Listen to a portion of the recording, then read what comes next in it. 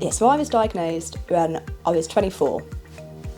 It's obviously a late diagnosis, and mine only took me sort of 2 years to receive my diagnosis.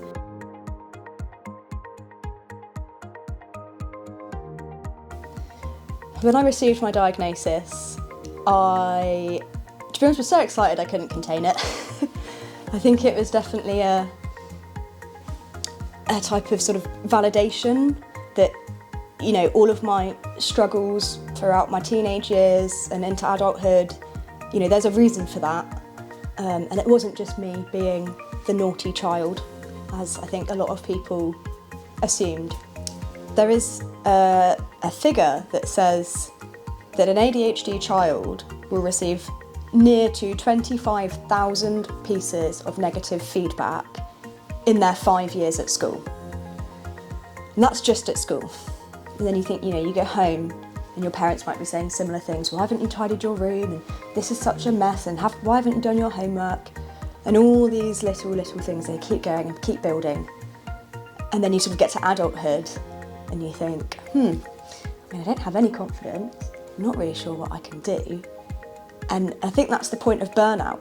That's when that hits and you think, gosh, I've been pushed and pushed and pushed, and what do I have to show for it? So I think that's quite, I feel like, a universal experience for a lot of people with ADHD, especially people that haven't been diagnosed or, you know, were late diagnosed.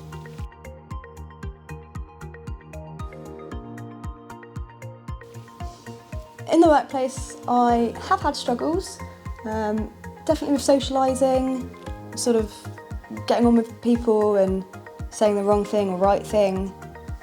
When I worked in an office, I found myself to be very bored, very, you know, sort of twiddling my thumbs. I would drew on my hands because I was always looking for something else to do. Now that I work for Autism Unlimited, I have lots of different sort of things that I do. I'm a Pride ambassador, I do some work in HR, I deliver training, I'm also a TA, and so I think having all these different sort of pots for me to dip in and out of works really, really well for the sort of quickness of my brain, and, you know, no day is ever the same. And I think that, again, the ADHD loves that spontaneity.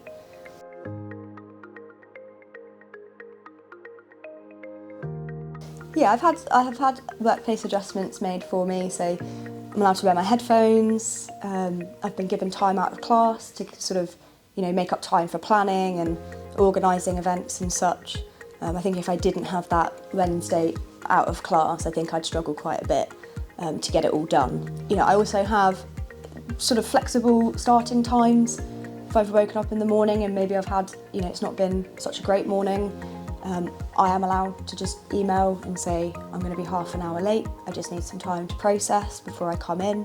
And, you know, they're very, very understanding of that, which is really good.